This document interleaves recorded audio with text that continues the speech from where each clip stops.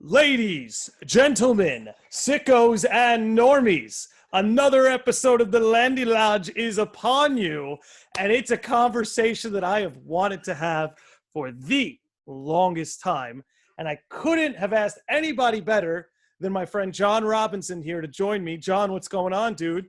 Hello, everybody. Thank you for having me, Nick. Dude, it's a pleasure always having you. I feel like our episodes are some of the strongest in the Landy Lodge canon, so I felt you would earn the right to be here. But before you and I drone on about Legend of Zelda, I have some people that we need to thank, and those are the sages of the lodge who keep the lodge going with their monthly donations. So a big shout out to Alex Pamal, David Fries, Shane Driscoll, Chris Burkowski, Corey Barchat, Scott Castellano, Maria Palmieri, the family, Andrew Parker, Nick Taborski, Charlotte Astry, Kevin McBride, Michael Fay, Richard Arnold, Dan Muller, and Andrew Clay. All of you are beautiful, wonderful, generous people. Your generosity is always appreciated here. If you would like to become a Sage of the Lodge, there's always a link in the episode description or on my Instagram bio. But just know that your ear is all that's needed. But without further ado, John Robinson, I want to let you lead the charge on this. But actually, I think first, it might be worth it to preface that you and I have done this sort of thing before. And what I mean is, for those who may not know, me and this man grew up together, and and we weren't the coolest kids in school. So we spent a lot of nights kind of chilling on your porch, talking about things like this. Like, what would an Ocarina of Time remake look like? So that's why I feel like you're the perfect guy to be here, and I want to let you lead the charge. I would argue that even around the time when we started hanging out with each other was when Ocarina of Time had came out. That's very true. Like 1997-ish. Yeah, around a very high reason why we started talking or hanging out. Yeah, we became friends in kindergarten, and like that was the game. That was one of the games that had just dropped. Hands down. I remember first seeing it at Adam Berlosi's house. Jesus, name drop. I know. I was over there for and he was playing this game, and I was like, "What is it? Like, what is going on?" I just watched him play for like a couple hours, and I was just totally enmeshed by it. I could never seen anything like it before, and I think this is what everyone loved so much about it. There was no other game out at the time that was like it. The closest thing was Super Mario 64, and I think the mechanics of Super Mario 64 was that the camera was centered around Mario, while in Legend of Zelda, the camera was centered around the world. So with the navigation system and how Navi would, localize around the object, and then the character would move around that object. It introduced a certain type of gameplay that was, I think, immersive. Absolutely. I just want to say, from my own personal experience, when I was growing up, Sega Genesis and the NES were the two things that were in my house. Those were the video games I grew up on, playing Sonic the Hedgehog, Super Mario Brothers, and then I'll never forget that my older brother Andrew rented this game from Blockbuster, brought it home, and like I remember being so young thinking it was like a Peter Pan game because Link is dressed like Peter Pan. But eventually got to learn, what it was. It was his own thing. But I agree with you that it was like we had never seen anything like this before. Nothing looked like this. Nothing had a world as immersive as this, a map as big and like ready for exploration. Like, are you kidding me? When you think about the jump in technology from Super Nintendo to N64, the things we saw were mind-blowing. So I'm kind of with you here where it's like they can't do this again unless they're going for that mind-blowing leap in gameplay, technology, whatever it will be. Mm-hmm. Agreed. Yeah, and I am very curious as to. Actually, let me take a different direction. Let's just appreciate how amazing the story starts. You're this fairy boy who doesn't have a fairy. But you're in this town where you're seen as a reject, and you're going through and you're trying to meet this great tree that is supposed to help you and move you forward in the world or give you a fairy. But he comes to you and he's sick. And he can't help you. And he's like, please, but can you help me? So you go into the tree and it gets dark and desolate and you see these monsters you've never seen before. And all of a sudden you get to the very bottom and you're facing this one-eyed demon that's just like literally creating spawns and trying to kill you, only to defeat him and open yourself up to all of Hyrule. an entirely new world, where you're thinking this is just like a forest adventure. Coming from someone who's known nothing of the games before, I never played any Legend of Zelda game. This was mind-blowing to me, especially, again, with a gameplay like this. Well, yeah, no, I wanted to say I'm with you. I totally love the trope of you start a game and you're the black sheep of the town of beginnings. You know, there's something different about you. You know, you start this game and you as the player almost don't belong in this world. All the, you know, you don't have a fairy. Some of the Kokiri are mean to you. You don't really understand the controls. It's like it all kind of flows together, you know, but by the time you finally get a grip on things and you think you saved the day, the Deku tree, that mentor figure, is now dead. And he's like, hey, man, so this virus, this evil like thing that's spread inside of me, this malevolence, it's spreading across the world. And you need to go out there and stop it. You're the only one. And then to just be thrown into that open landscape. Like, I feel like at the heart of every Zelda game is the starving for adventure, the thirst for adventure.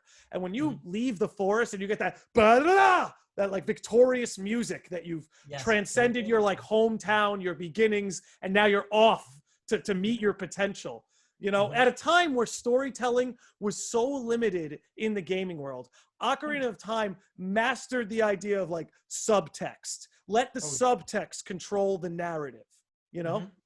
So you meet the princess, you know, and you're both just two kids. After you do like a stealth mission, by the way, unheard of in most games back then as well. You know, usually it was all combat based, or, you know, Zelda has a healthy amount of stealth and combat at the same time. So you get to the point where you are going on this mission, you find the other two spiritual stones, make it all the way to the Temple Time to try to save this this world that is poisoned by this evil guy named Ganondorf, who is much older and seemed much more powerful than you. And then just to be tricked and have the world fall into complete and total darkness while you're sealed away for 7 years.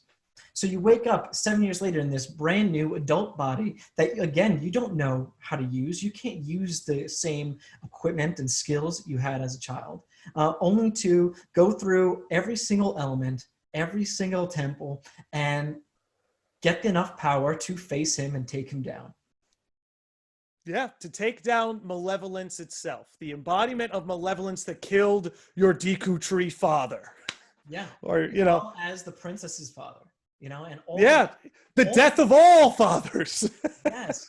Which honestly, it's a very like deep idea. We don't have to get into that. We could go into the archetypes of Zelda on some other episode. Yes. But let's get into the nitty gritty of it now that we've kind of summarized the story. Plain and simple. Does it deserve the Final Fantasy VII Remake treatment? Or does it deserve just a fresh coat of paint like on the 3DS? I definitely think it needs a whole new remake, similar to what they did with Final Fantasy VII. Now, what was genius about Final Fantasy VII is that they took what worked for Final Fantasy VII. I think when Final Fantasy VII started, it was popular because it was the first of its game that was three-dimensional, and it had movies behind what was going on. So it used like a 2D scape with a movie sort of backdrop and three-dimensional characters inside of that backdrop. So basically it was the graphics and to tell the story that really pushed Final Fantasy VII. So considering the new technology, what Final Fantasy VII did is they pushed the graphics and they made it super realistic. They made they took what was worked about the limit breaks and everything else and incorporated into the combat to make it an action sort of like in real time sort of RPG. Which was so great in the combat and the everything else that they did for the remake. Yeah, I want to say they were very tasteful. They did this across the board, but especially the combat of staying true to the original with things like limit break and the ATB meter, but also giving you, this is a modern day, this is a fresh take by making it more of an action RPG as opposed to turn-based. Yeah, if anything, they took the concepts that were working and they put it on another dimension. They made it better. It was a true level up. 100%. And in my opinion, to do this for Legend of Zelda, what you'd have to do is tap into that immersive quality and to look at how you can incorporate the environment in a way where you using the navigation system to create a game that is both challenging and mentally, because you have all these puzzles that you need to solve, getting through and moving the blocks and attacking the enemies that are certain levels from you.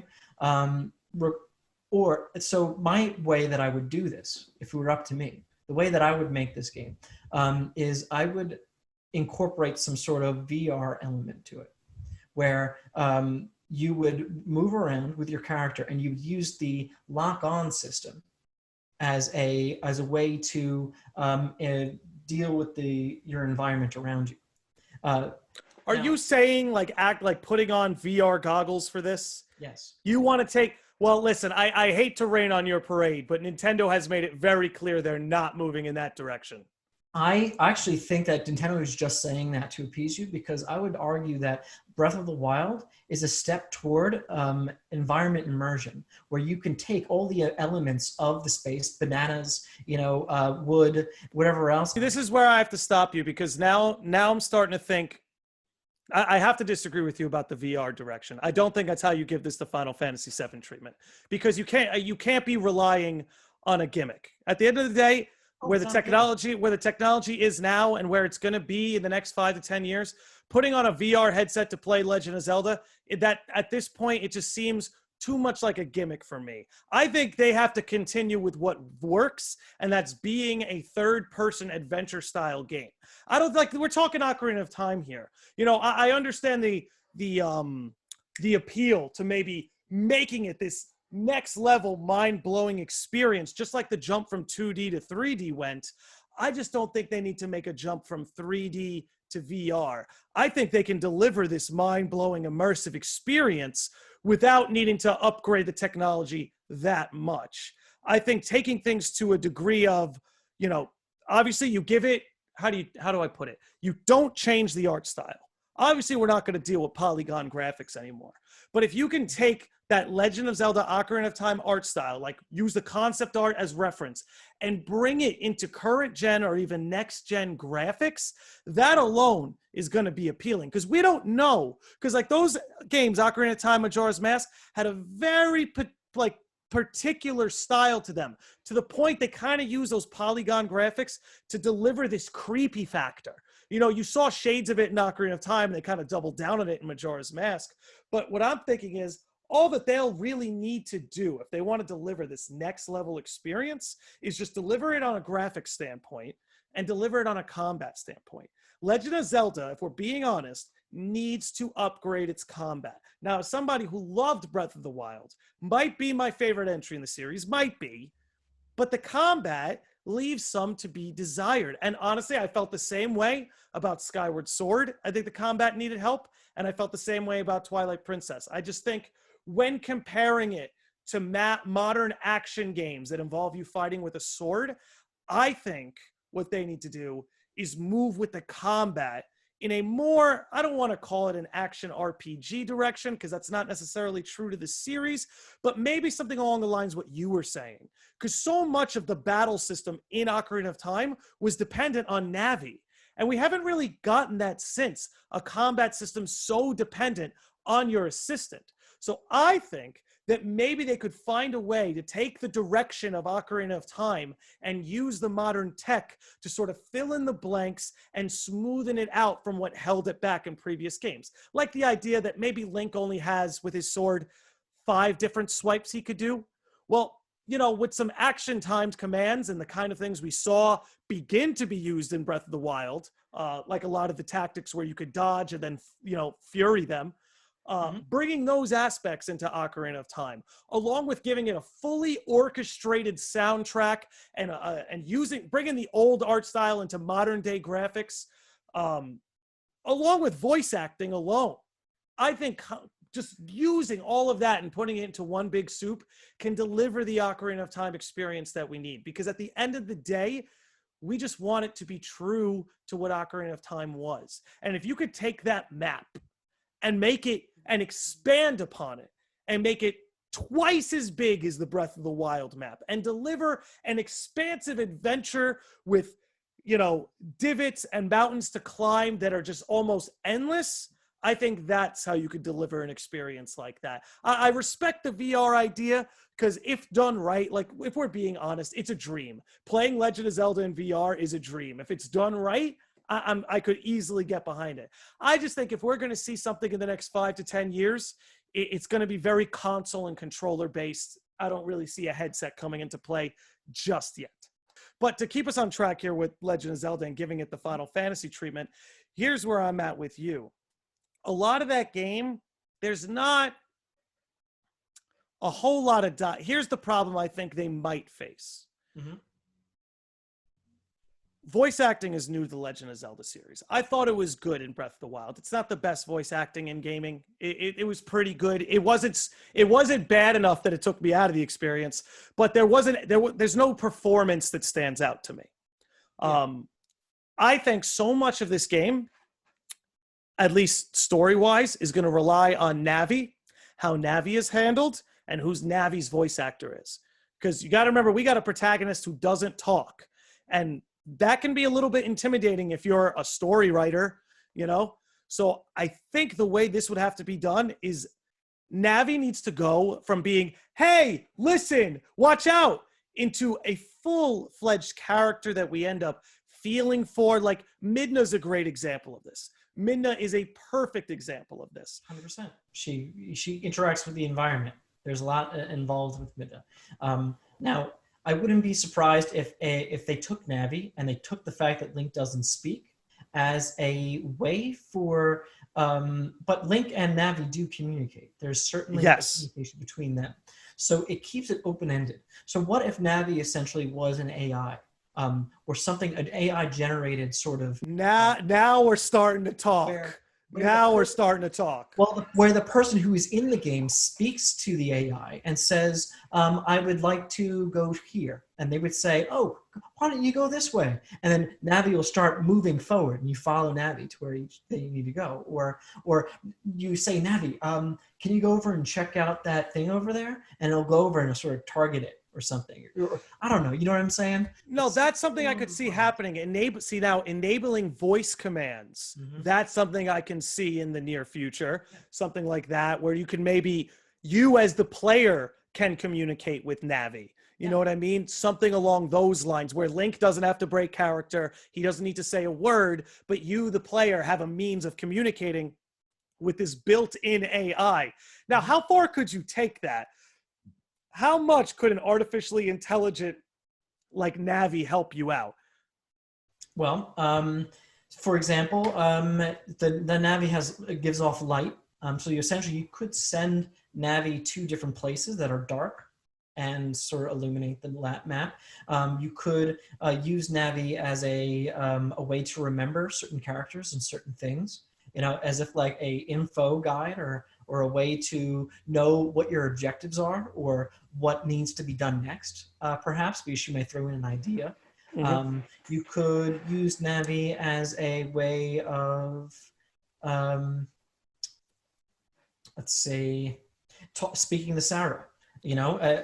Sarah is... Saria. Saria. I know, we've been arguing about that. I know, you've called her Sarah since we were fucking like Sarah, 5 years old, man. It's Saria. There's an I right fucking there. Sarah speaks to me. You are not calling her Sarah on this podcast. It's Saria. I don't care if she's fucking Sarah to you. Me and Sarah have a connection. Okay? So I will be speaking of Sarah. Okay, fine. Call her Sarah. I don't give a shit. Well... Well, speaking to her essentially would be another thing you could possibly do through Navi as well, and that incorporates a sense of what Navi could essentially be or how it was in the game. That she could be almost like a communicator too, something that helps you communicate with the world around you as opposed to only just discover it or assist you in combat. One thing I wanted to get into is Final Fantasy VII, when they did their remake, they expanded upon a lot of things. And obviously they're breaking it up into different titles. I don't think Ocarina of Time should do that. I think it makes sense for Final Fantasy VII to a degree because it was always a story told through cutscenes, through a lot of dialogue, through a lot of that. I think Legend of Zelda, while they can give us these new like CGI cut scenes that look fucking beautiful, I think what they need to do is still commit to letting the subtext tell the story. And where Final Fantasy VII is seemingly changing some things, I think they're mostly going to commit to the original story, but some things have wiggle room. I think Ocarina of Time could follow that to a degree, as long as they keep the main story intact. You know what I'm saying? Yeah. But I think with like the new graphics and voice acting, like imagine that scene where you put the Master Sword, you pull the Master Sword out of the pedestal and you travel forward in time, and then you walk outside and Hyrule is decimated and there's zombies. Like imagine like for a minute just Resident Evil with a sword. You know what I'm saying? And the harrowing experience you could deliver to the gamer. And I think what might be important, because this is something that the limitations of previous hardware held back on. You know, if you remember when you first visit Hyrule Castle post time skip and you see it's been taken by darkness, taken by malevolence, and Link has this shocked look. And it's really one of the few times in the game you see him emote, you see him express himself, but he has this shocked look. I remember that stuck with me as a kid. But now what I think they need to do, because this was missing in the original game, Hyrule Castle wasn't ever a place I was really attached to. Like, you know, I mean, as the player, it makes sense why Link might be attached to it. But as the player, like you sneak in there once, you talk to Zelda, and you pretty much never go back. I think if they did a remake, like having Zelda's room be like a headquarters, I think would always be a cool idea. Where like in between stones, you always report back, or you could always go back and get weapons replenished or something, or she'll cure your health or whatever. Just make Hyrule Castle feel like a new home. It's like you leave Kokiri Forest and now the royalty is taking you in because, you know, you got all the sweet hookups. You got Sweet Deku Tree. You got Navi. So the castle takes you in. Zelda takes you in. But then imagine what you could do now. Post time skip. You go back and it's all gone. Like, I feel like that scene, which was so subtle and very quick in the original, that's something that could be fleshed out into a real emotional scene. And I think there's opportunities like that everywhere across Ocarina of Time. And to see what they did with Final Fantasy VII and take memorable scenes from a game I played when I was a kid and flesh it out like it's a modern day Pixar movie. Like, imagine the scene where you meet Darunia and like you guys become brothers. Like, would it not warm your heart to see that fully emoted with a talented voice actor and beautiful animations? You know, like, I think they have an opportunity to really deliver on this. I wouldn't blame them if they leave it as it is and just continue moving forward. But I think Ocarina of Time, going back to what you were saying at the beginning of this episode, is such a profound experience for so many gamers, especially ones who discovered it when they were young, that they really could. And they don't even have to go that hard. Like I said, they don't got to flesh it out over 3 or 4 games. Make one game. You don't have to add any new levels, but make it look beautiful. Bring it to life. And hire some really talented voice actors to deliver. Like, find the best voice actor imaginable for Ganondorf, for the love of God. Yeah. And for, what's the owl's name? What's Gabora? Something like that? Gabora? Something like that. Give that guy the most annoying voice actor you can imagine. And make it, like, see that face you made? Is like, that's the face we all need to make when he comes on screen, like, yeah, you know? Yeah, and he'll be like, yeah, so did you hear everything? And he's like, yeah, I heard you. That's what made him so annoying, is because he said so much. Well, because you would keep pressing A, and they'd catch you that you would keep pressing A, and you'd repeat all the dialogue again. It was very smart. Very cleverly done. It was a way of telling you, like, this story matters. Yeah, like, you need to pay attention. You got past the first 15 minutes. You know, you like, and there wasn't much story to that. There was a tree that was sick, and you fixed it. But now it's time to grow up a little bit. You're going out to the world. You need to learn what's going on. It's like, it's important to know what's going on, because you're going to get lost if you don't. Exactly. It's a good untold lesson that they throw you in. And again, this is another example of let the subtext do the work. Breath of the Wild, I actually think, did a pretty good job of this. It's a little bit more direct because we have voice actors and cut scenes, but it really was about your journey. The cutscenes in the story, that's Zelda's story.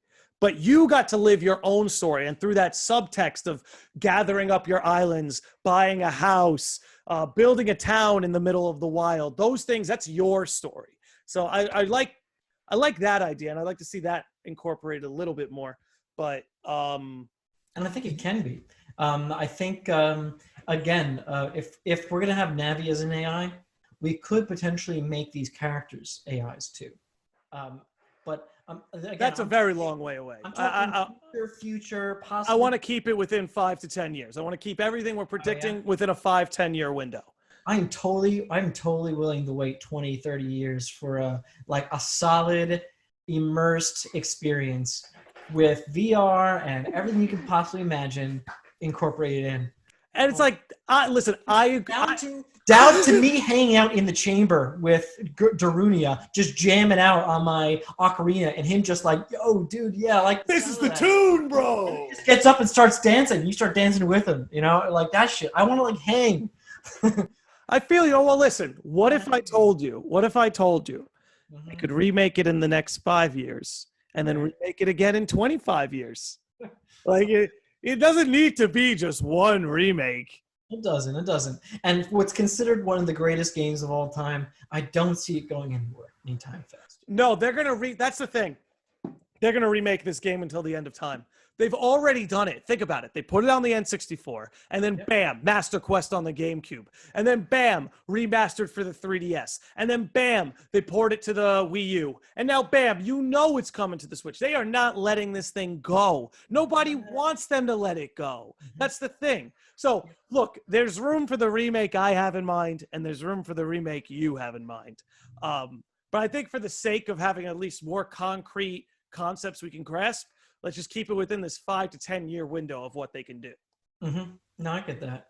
Yeah, I'm just thinking about the zombies and stuff, and just the high of coming out of temple and having these fucking zombies coming at me, and me just not trying to get bit on my neck.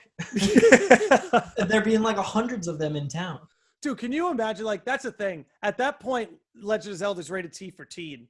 You know what I mean? Because you can't put a child through that experience with a VR headset on. Have zombies how they like grab onto you and just start like blood suck humping the life out of you? Like you can't do that to a child. That's an animation maybe they won't have in the new graphics. But dude, that's something they need to keep. It has to stay creepy. Oh yeah. Those games are so creepy. They have to stay creepy. Yeah. That's what drew me to them, dude. I think I said this on an earlier podcast, but like some of my earliest memories of dreams and nightmares are Zelda nightmares. Like I had nightmares about that Ocarina of Time world. You know what I mean? Like it was that immersive. It was that engaging to a young mind. So let me get this straight. So you had nightmares of zombies humping you? No, they were more gadding to our face, but dude, that's a terrible dream. At that age, dude, there's some dark shit in there. Like the first boss you face is a one-eyed monster. It's fucking coming down. Yeah, dude. You. And you're just a kid. Agreed. And you got the slingshot. And what else are you gonna do? Exactly. Very cool. Very cool stuff. How do you feel about what direction they could take the soundtrack in? You think they should go full-blown live orchestra? I mean, they've done it before, and it's amazing. And it's not something I don't like. I love having the orchestra. Do you think it should be a 9-hour soundtrack like Final Fantasy VII? Because that's got a 9-hour soundtrack. You think they should go balls deep? Why not? 9 hours of material? 100%. Dude, we went to the orchestra for... How good was that, man? It was amazing. Yeah, if I could have that during the game, I would not be complaining. Well, you know what? While we're here, listen, I just want to clear something up here. I just want to say this once. We went to that Legend of Zelda concert, and let me tell you something. These are some of the most talented musicians I've ever seen live. It's some of the most beautiful music your ears could ever be graced with. I wish some of the fans that went to that thing wouldn't clap every fucking 5 minutes. Because I don't know if you remember that, but because like they do a montage on the screen that's like, so if they're playing a Majora's Mask song, there's a Majora's Mask montage. The character they like, and they're like, everyone starts clapping. I'm like, shut up! I'm listening to the music. My eyes are closed. And look, Yeah. I get it. Maybe it's not meant for that. It's meant to be like this, theatrical thing. But to me, it's like the music is so strong that anybody clapping over the music drives me nuts. There's Agreed. plenty of time to clap when the songs are done, but let the Mhm. musicians play. Give them that respect. That's just my take on that. Agreed. I'd hate if I was one of the musicians. It's like I'm playing music right now. You're not watching a video. Yeah, exactly. You want to see that go on YouTube? Yeah, this is a supplement.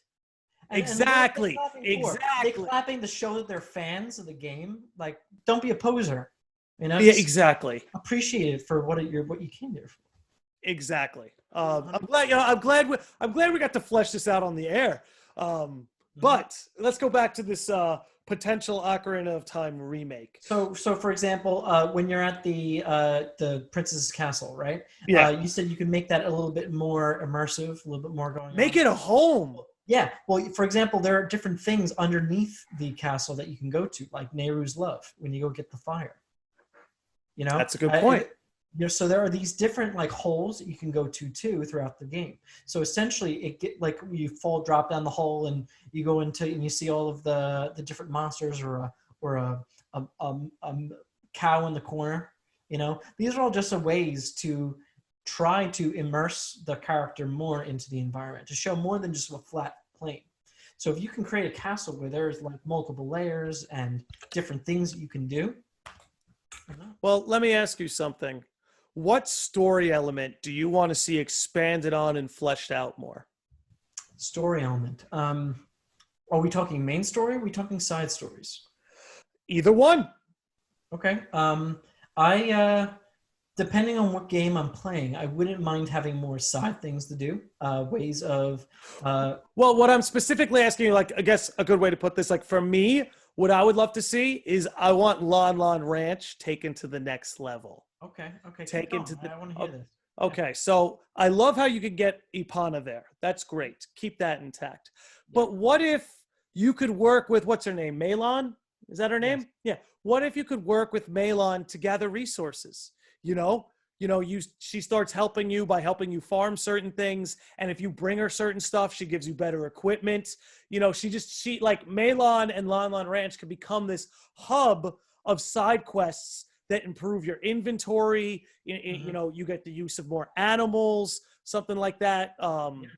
Maybe you get more than one horse, like in Breath of the Wild. Ideas like that. That's something I would like to see fleshed out. I'd like to see, because I feel like it's implied that Link and Melon have a special connection. I'm not saying it's romantic, but like anytime I've played that game, it's always kind of assumed that Link and Melon at the very least are like at least tight, like they're good friends. I'd like to see that fleshed out more. Like maybe there's a side quest where she joins you and things happen. I don't know. But things like that. I guess so is there any characters, any sort of hub in the game? Like what are you looking for to be fleshed out and expanded upon more that would make you happy? Everything.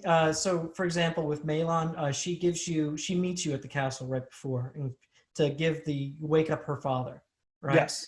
So you see her there. You see her at the front at another spot. I think after everything goes to shit, I think you see her.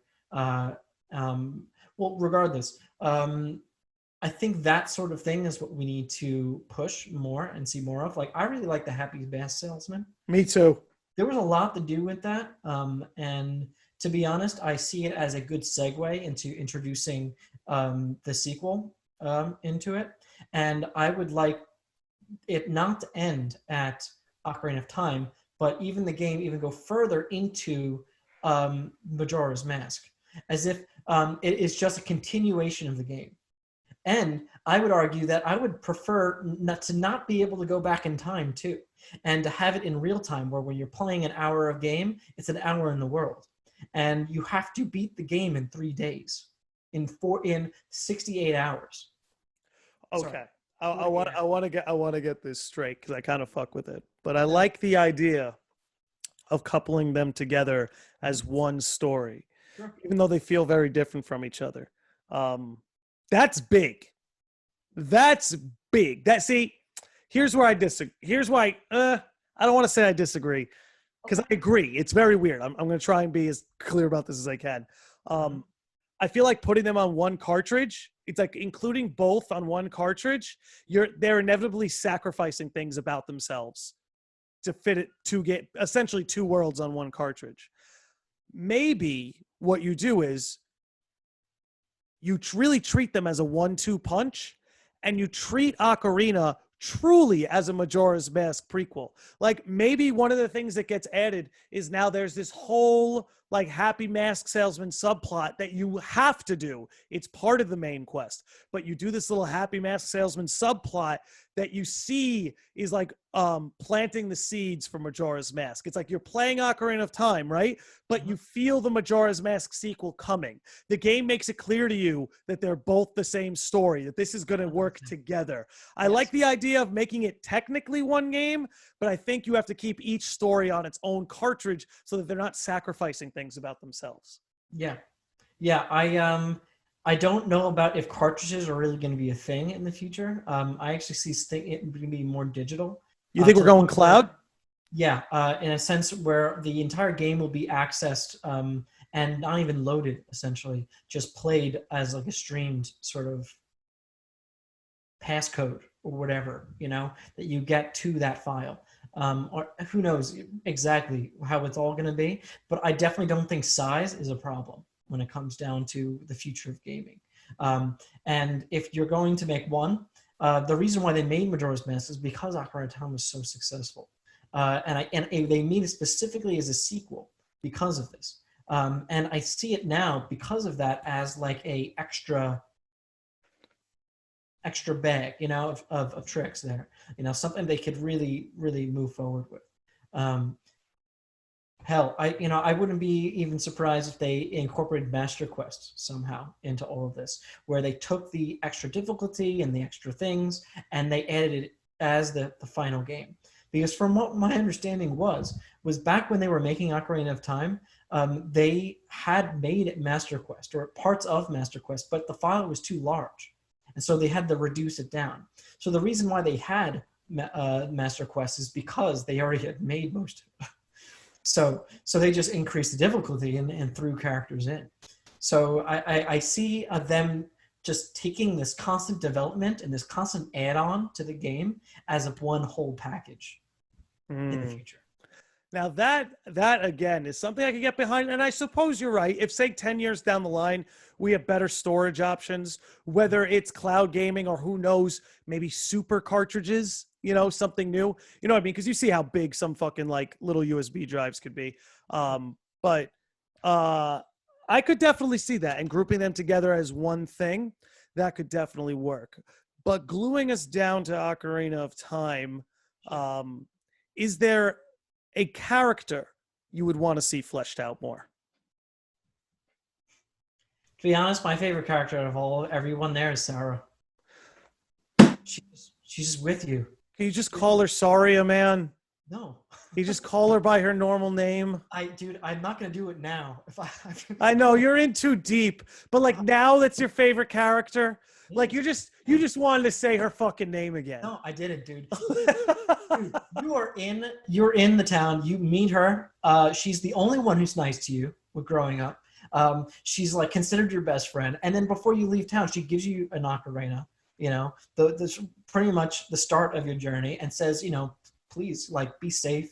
You can always contact me if you need me. Then on your first time coming back to the world, when everything goes to shit, you go home and everyone is fucking morphed into these monsters or pretty much cease to exist. Bro, it's so fucking demonic, right? Yes. Like, it's so fucking crazy. This is what I mean when I'm like, it gave me nightmares when I was a kid. And I don't regret them. Those nightmares made me brave. But Jesus, dude, the shit. And like, imagine that in fully like pre-rendered 4K graphics. These demons that used to be your children friends are now trying to eat you. It's just, it's wild, 100%. man. And then you go into the forest and you're lost. It's called the Lost Forest. And you have no real understanding of how to get through. What do? You follow the music. You follow the song that Sarah teaches you, and you find out Sorry, I just say, God, go on. Sorry, that I'm over it. you find out that she's there for you, that she's always going to be there for you, and it pushes you and gives you what you need to get to the temple, to get past it, and only to find out she's your first sage. She's the first person in your heart that has made you stronger. The first one is what's his name? Raru. Yes, I hear you, but to me, she's the first sage.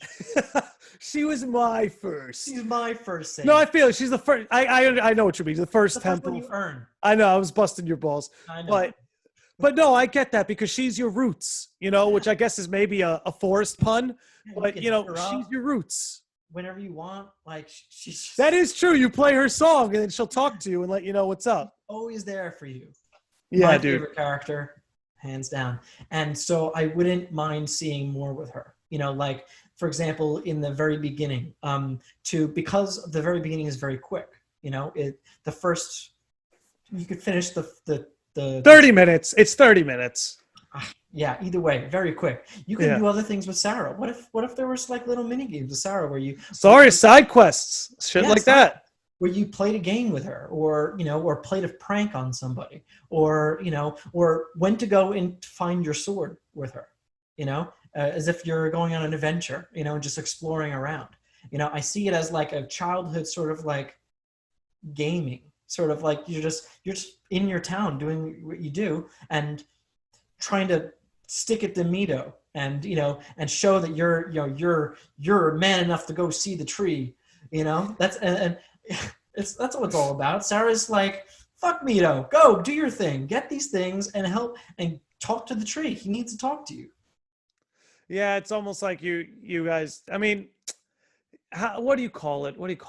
Not dueling fates, but at the very least, just to put it bluntly, birds of a feather, I guess. But yeah, no, Sari is a really cool character. I would like to see her fleshed out more. But me, I want Ganondorf fleshed the fuck out. Let me tell you something. As a big fan of Legend of Zelda, as someone who's followed this series since I was a kid, there have been some very good iterations of Ganondorf. Twilight Princess comes to mind. They did a very good job. And Wind Waker is his best incarnation. The Wind Waker Ganondorf has more to him than any other Ganondorf. Yeah. I think Ganondorf truly hasn't gotten the screen time he deserves. He's already a tremendous villain just by motive and by character design. There's a lot of that going for him. But put me inside his fucking head. Put me in his head. Again, the subtext of Ocarina of Time. What's the subtext, right? He was the king of the Gerudo. Now, where are the Gerudo? They're in the fucking desert. There's no crops. There's no market. There's no food. There's a fucking sandstorm every day. Yeah. Maybe his people are hungry. And it doesn't justify the shit he does, but put me in his head. What's going on that the king of Gerudo came to take Hyrule? See, what they did in Wind Waker is that after you beat him, he makes it clear. He's like, I was always envious of how fruitful and prosperous Hyrule was. Like, I like that side of him. Like, cause there's Ganon, right? Who's just malice incarnate. He's just evil incarnate. But Ganondorf is part man, which means to some respect, there's got to be some part of him that's human and redeemable. He might be irredeemable. There might be no coming back from the darkness for Ganondorf. But I really, really think they need to flesh out that he's not just demise incarnate, that there's a human part of him. This is a king of the Gerudo. This was a young boy who grew up and was raised. Who raised him? Who gave birth to him? Dive into this character. It's arguably the most interesting character in the entire cast. And I feel like he's never really gotten the deep dive he deserves. The closest thing I've seen a Ganondorf type character be fleshed out was not a Ganon. It was that Guido, the dude who in Skyward Sword. You see a lot of his backdrop, how he was raised, his personal his personal effects on him as he's going through. There's cutscenes with him talking to the darkness and like trying to resist it and doing all these different things. But to go back to Ocarina of Time, ways that we can do this in a remake would be, for one, while you're at the castle. So when you're with the princess Zelda, you know, you're looking through behind a lens and you see him talking to the father. But what if that was more of a like you being welcome into the castle and you being around those conversations, or Ganon being a part of the Princess Zelda's everyday life, where you are going around the castle and there's Ganondorf. He's just the king of the East. That's the king of the desert. He's diplomatic with my father. You know, they try to establish trade deals. I don't fucking know, but there's a lot to work with. Down to even seeing the scene when Ganon kills the king and threatens Princess Zelda's life. You know, not being outside the gates and having him running away and throwing the whatever else, but literally you seeing it go down, you trying to stop it, and then Ganon just showing you how weak you are and pushing you aside. Yeah. And then Zelda running out of the room. You know, you could do another thing for Ganon's past when you go back to the Spirit Temple as a kid. Essentially, what if instead of going back in time, or maybe either way, you can see Ganon with his people in the as you're hiding. You know, because you go back to being a kid, so he technically hasn't taken over Hyrule yet. Yes. So and you know what would fuck you up? Do you know what would fuck you up? If you saw him being good to people. Or better yet, also saw him saying, "I'm about to go and kill the king. Ready yourselves." You know, like if you got to like see a that scene to his takeover, or as well as other things. You know. Well, that's the other thing. Show us why the Gerudo follow him. You know, obviously Nabooru was I guess you could call her an apostate to the Ganondorf cult at the end. But flesh that out. How is this guy able to rally all of these warriors? You know, it can't be just because he has a penis. Okay, he has to be a good speaker. You know, he has to make them feel oppressed or like they've been cheated by the Hylians. You know. Kind of push like racial divide in Hyrule. You know, I want to see that. You know, this is Ganondorf, man. Yeah, he's the bad guy. I mean, if you to boost the story of the bad guys, to understand what you're fighting for. Exactly. Yes. You know, and to understand what he's fighting for. Mm-hmm. Agreed. And of course, that was accomplished through undertext. You know, or from what we were talking. It's there in subtext, but you want to see it fleshed out. But it can be fleshed out, and we have it's definitely capable. Yeah, I agree. Yeah. One thing they might have trouble with is Zelda being Sheik, because when there was no voice acting, it was easy to know. Like, but now that there will be voice acting, I don't know. Hey, you could easily. It could be tough. You need a good voice actor. Male voices, no problem. You know, they can definitely shield their voice if they wanted to. You know, and the voice actor would just have to do a convincing sort of voice that sort of shows that it's Zelda, but it's not.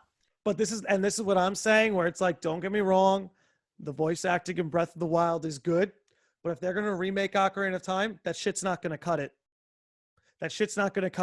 You need talented voice actors. I want Ganondorf sending chills down my spine. Not the good, inspiring ones, the scary ones. Okay? You know what I mean? I like you said, whoever plays Zelda needs to be able to have a good voice when they're masking themselves. You know, you need talent. Again, I'm not saying the voice actors in Breath of the Wild aren't talented. They are. But we need home runs. You know, Zelda is a home run series. You know? Yeah, it has to be all out. You have to shoot for 10 out of 10. 8 out of 10 is not good enough. I hear you. Yeah. And you also need to take risks. You know, there were things that The Legend of Zelda did that was never done before. And they took the risk and they hit it out of the park. And that's Nintendo 64 needed a good title, something of that new season to sort of bring it in. And they made the gold version. They doubled down on this game. And it skyrocketed. Well, they knew they captured something real. They knew they captured something really good. I think it plays so smoothly. You know, it's very linear, And I think if you're going to do it again, it has to stay linear. Like you can't do the water temple, then the shadow temple. Like that was fun in Breath of the Wild. Don't get me wrong. The fact you could do them in whatever order you want. But I like the path they make you walk. There's something musical about it. You know, it's like a melody, you know, going from one place to the other, going through all the elements. Yeah, you know, it's going to be a tough thing to pull off. I'm not going to pretend like this is a walk in the park for them, which is why I think it's very possible they might just give it a fresh coat of paint, you know, just give you the same game, but just make it look better, which I'll take it. But what I would like to see, I'd like to see this turned into a full blown experience. Take what you did in Ocarina of Time, make it bigger, make it better. You know, just like in Breath of the Wild, how there were bunch of different little towns and stables you could jump into. I would expect the same thing from this one. Make Hyrule bigger. You know, the Hyrule we got in Ocarina, very immersive for its time. But by today's standards, it's really outdated. You got the castle, you got the ranch, you got the town, you got the lake. You know, it's all very basic. It's like, here's A, B, C, D, and E. You know, what they need to do is make it feel like a full-blown civilization. Make it feel like I'm in a monarchy. See, with Breath of the Wild, where they had it easy, is they were giving us a post-apocalyptic monarchy. So if it was spaced out and there wasn't a lot of people, it makes sense. But in the time before Ganon strikes, it's like Hyrule's having a golden era. You go to the market, people are dancing, music is blasting, business is good, everyone's happy. There's no real crime going on. The postman's running around left and right. Yeah. You have to make Hyrule Field a full-blown civilization. Neighborhoods, homes, shops, parks, animals, the whole 9 yards. You have to take it to that level. You know, I don't want to see them remake it and just have, oh, there's the ranch and there's the town and there's the castle and there's the lake. It's like, I want a bunch of shit in between that. I want to make a stop at the inn, spend a night, get a massage that boosts my stats the next day. You know, I want to see all of that put in there to supplement the adventure. And like you said, give it that immersion that the original had. Yes. Okay, so now we're going to go into something that I know we've talked about before. And I see the value of it. Breath of the Wild, to me, is not really a Zelda game. It's a good game, don't get me wrong, but it doesn't have the level of, I want to say the caliber of storytelling, for one, and the level of the strategy and the chronological sort of like immersing yourself into the temples. They weren't difficult. The problems, these things that they had you do were not difficult. And that's where Ocarina of Time were strong. But Ocarina of Time, it was weak in the terms of having things in Hyrule Field and immersing into the environment where you have fish and animals and all this other stuff. If they could take what worked in Breath of the Wild and incorporate it into Ocarina of Time, I think it would be. All right, here's where I'll pause you. Don't you ever fucking say it's not a real Zelda game again. It was mountains above what Skyward Sword was, but that's just my opinion. Now, moving on. Here's where I agree with you. I'm going to extend the olive branch and get you on what I agree with. Yeah. I love the shrines. I don't want the shrines going anywhere. I love the idea you could just bump into these mini dungeons and it's used as a way to boost your stats. I love that. But I want classic dungeon design back. The Divine Beasts were fine, but like you said, they weren't challenging. They weren't that challenging. I want the classic dungeon design back. I think if you can let the classic Zelda dungeon design back and then have the exploration element of Breath of the Wild, and then if you can innovate in combat, you know what I'm saying? It's like emulate Ocarina's dungeon design, emulate Breath of the Wild's exploration, and innovate on the combat. I think if you just did those three things would be awesome. Okay. As for the story, make dungeons more realistic. Don't just have it, metal walls or it floating in space. Like you need actual to feel like you're underground, and not some elevator that brings you down, but actual slopes that bring you into this area where you can sort of explore a cave. Like that's essentially where I see Breath of the Wild as like a prototype for future Zelda games, where it's going to have those multiple layers immersing into the environment. That's what we need. That's definitely what we need. Because there were two, that to me, like big dungeon design was definitely a weak point for them. I loved a lot of the shrine puzzles. Like, in my opinion, the shrine puzzles and the things that they made me have to think through in the shrines far outweighed the divine beasts, far outweighed Hyrule Castle. Like, dude, Hyrule Castle, and here's where a real complaint, as someone who fucking loves Breath of the Wild and detests your previous statement, I will say the climb to the final boss was kind of weak. You know, I had Rivali's Gale, so I skipped over the whole castle. I just used the Gale, flew to the top, climbed up, walked in. It wasn't, you didn't make me go through something. Whereas in Ocarina of Time, if you remember what Hyrule Castle was there, you got put into like a mini forest temple.